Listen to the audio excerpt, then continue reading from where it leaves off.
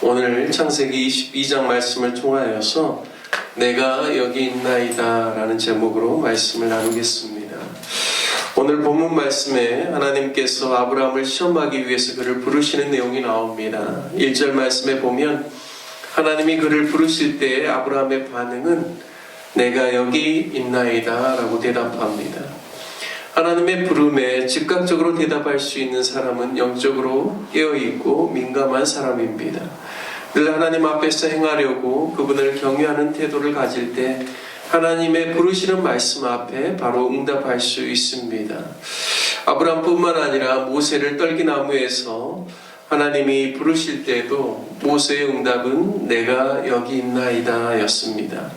또한 하나님께서 사무엘을 부르실 때에도 그의 대답은 내가 여기 있나이다 였습니다. 사무엘은 그가 어머니의 젖을 뗀 후에 하나님의 전에 보내줘서 어린 아이에서부터 그가 그곳에서 생활하였는데 하나님의 전에서 생활하였는데 그가 영적으로 얼마나 민감하였으면 자다가 부르는 그 하나님의 음성을 듣고 그가 반응하는 것을 보게 됩니다.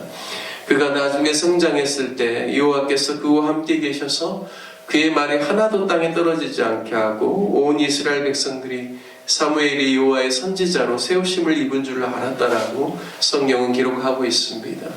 또한 이사야서 6장 말씀에 보면 주께서 이르시기를 내가 누구를 보내며 누가 우리를 위하여 갈꼬라고 할 때 이사야는 내가 여기 있나이다 나를 보내소서라고 말합니다. 즉 하나님의 부르심 앞에 민감하게 반응하는 사람들이 영적인 지도력을 가지고 하나님의 구원의 사역을 위한 지도자의 자리에서 소명을 감당했다라는 사실을 알 수가 있습니다. 저와 여러분도 이러한 영적인 민감함을 가지고 주님께서 주시는 사명을 감당하는 저와 여러분 되시길 주님의 이름으로 축원드립니다. 아멘. 오늘 본문의 아브라함은 하나님의 부르심 앞에 즉각적으로 반응하면서 내가 여기 있나이다 라고 말합니다. 2절에 하나님이 그에게 내 아들 내 사랑하는 독자 이삭을 데리고 모리아 땅으로 가서 내가 내게 일러준 한 산 거기서 그를 번제로 드리라 말씀합니다. 하나님이 아브라함이 자신의 아들 이삭을 얼마나 사랑하는지 알고 계셨습니다. 하지만 하나님은 아브라함에게 모리아 산으로 가서 그를 번제로 바치라라고 요구합니다. 이 이유에 대해 1절 말씀은 그를 시험하기 위함이다 라고 그 원인을 밝히고 있습니다. 우리 인생에게 닥치는 시험들이 있죠. 죄에 넘어지게 하는 시험을 영어로는 템테이션이라고 합니다. 마귀가 주는 유혹이지요. 이 시험은 사람으로 하여금 죄를 짓도록 유혹합니다. 그리고 하나님으로부터 멀어지게 하려는 목적이 있습니다. 하나님은 절대 사람으로 하여금 죄에 넘어지도록 유혹하는 분이 아니라고 성경은 분명하게 말씀하고 있습니다. 하지만 하나님이 주시는 시험은 우리의 믿음을 테스트하여 우리의 믿음이 검증되고 더 큰 하나님의 역사를 위해서 나아갈 수 있도록 우리를 훈련시키는 그러한 시험입니다. 이 시험은 우리에게 참으로 유익하죠. 바로 하나님께서는 아브라함의 믿음을 검증하시고자 테스트하신 것입니다. 참으로 놀라운 것은 하나님이 아브라함을 부르실 때도 아브라함이 지체하지 않고 민감하게 하나님께 반응하며 내가 여기 있나이다 라고 응답하였는데 사랑하는 아들 독자 이삭을 번제로 바치라는 요구에 대해서도 말씀을 듣자마자 3절 말씀에 보면 그 다음날 아침에 일찍 일어나 나귀의 안장을 지우고 그 두 종과 그의 아들 이삭을 데리고 번제에 쓸 나무를 쪼개어 가지고 떠나 하나님이 자기에게 일러주신 것으로 갔다라고 말씀합니다. 아브라함의 믿음이 얼마나 성장하고 성숙했는지를 보여주는 대목이라고 믿습니다. 하나님의 말씀이 이해되지 않을지라도 하나님을 신뢰하고 그 누구보다도 하나님의 말씀을 가장 중요하게 여기는 아브라함의 태도를 보여주고 있습니다.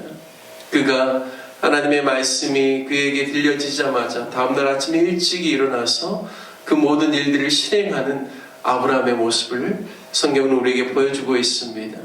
정말 하나님이 아브라함을 믿음의 조상으로 만들어 가셨다라는 사실을 우리에게 알려주고 있습니다.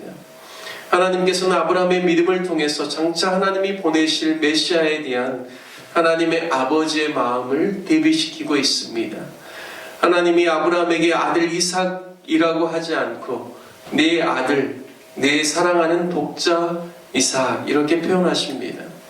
바로 이 표현을 보면 장차 하나님의 백성들을 구원하시기 위해서 그들의 죄를 대신하여 십자가에서 죽음을 당하실 하나님의 아들, 하나님이 사랑하는 독생자 예수 그리스도에 대한 이미지가 함께 오버랩되는 것을 알 수가 있습니다. 아브라함이 어떻게 그 다음날 아침에 일찍 일어나서 그의 아들 이삭을 데리고 번제에 쓸 나무를 가지고 바로 움직일 수 있었을까요? 저는 아브라함이 비록 이스마엘을 출산하는 것으로 인한 실패를 경험했지만 하나님의 능치 못하심이 없는 능력으로 인하여 죽은 것 같은 자신으로부터 그리고 그의 아내 사라로부터 하나님께서 아이를 이삭을 정말 잉태하고 그를 낳을 수 있도록 인간의 몸에 다시금 생산할 수 있는 능력을 주신 그 하나님을 그가 믿었기 때문이라고 믿습니다. 하나님의 약속의 자손 이삭을 주신 것은 생명의 권한이 하나님께 있음을 그도 경험할 수 있도록 하나님께서 은혜를 베푸셨습니다. 아브라함이 이것을 알았죠.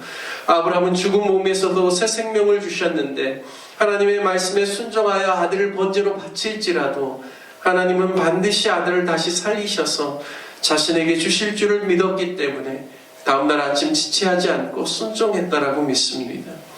왜냐하면 그가 종들 둘을 데리고 모리아산으로 갔다가 제3일에는 종들에게 나귀와 함께 거기서 기다리라고 하면서 그가 5절에 하는 말씀을 보면 아브라함의 분명한 믿음을 우리가 알 수가 있습니다. 5절 말씀에 보면 아브라함이 다음과 같이 이야기하죠. 내가 아이와 함께 저기 가서 예배하고 우리가 너희에게로 돌아오리라 라고 말씀합니다. 자신이 모리아산에서 자신의 아들 이삭을 번제로 바쳐서 예배하면 이삭이 분명히 죽을 텐데 아브라함의 고백은 우리가 너희에게로 돌아오리라 말합니다. 우리는 자신과 아들 이삭을 말하는 것이죠. 이것은 분명히 하나님께서 죽은 아들도 부활시키실 것에 대한 분명한 믿음이 있었기 때문에 말할 수 있는 고백이라고 믿습니다.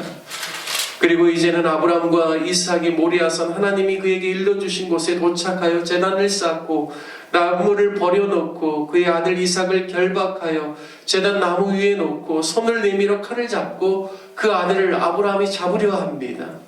11절에 보면 하나님의 사자가 하늘에서부터 다급히 부르지요.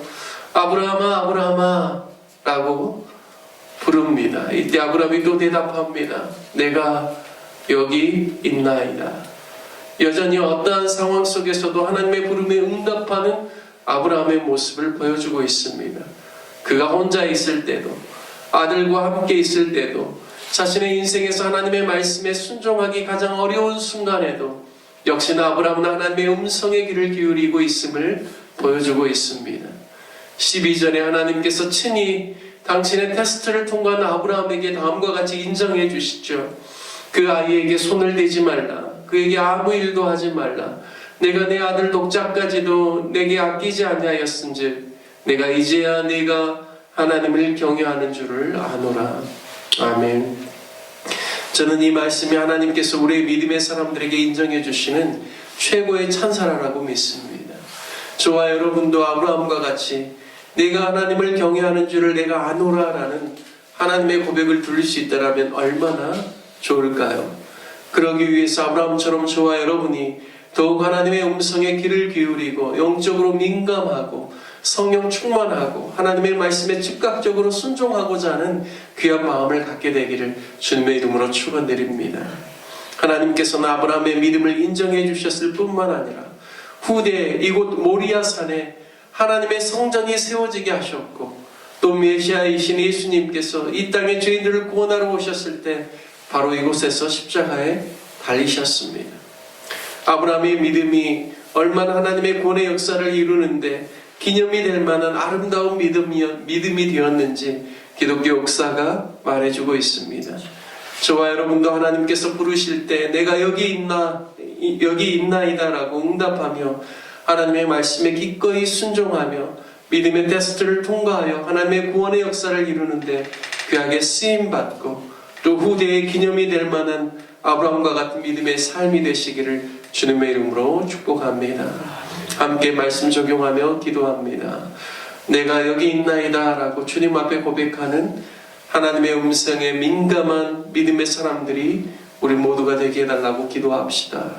또한 교회를 위해서 기도할 때 교회 주변에 가난하고 소외된 주민들, 외국인들을 위한 구제의 사역과 선교의 사역이 우리 교회를 통하여서 활발하게 일어나고 이 지역 안에 있는 수많은 사람들이 주님의 구원의 방주인 우리 교회에 와서 또 함께 신앙생활할 수 있는 귀한 은혜를 주시도록 함께 기도합시다.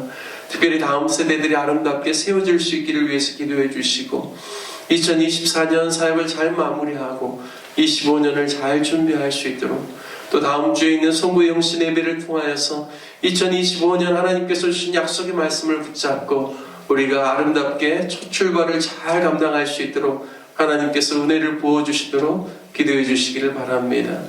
몸이 불편하신 우리 성도님들을 위해서 기도해 주시고 또 협력하는 선교사님들을 위해서 기도해 주시길 바라고 특별히 우리 대한민국을 위해서 기도해 주셔서 정치적인 상황이 안정될 수 있도록 지도력들이 하나님을 경외하고 공의와 정직을 행할 수 있도록 우리 다같이 주님의 이름 한번 부르시며 함께 기도하겠습니다. 주여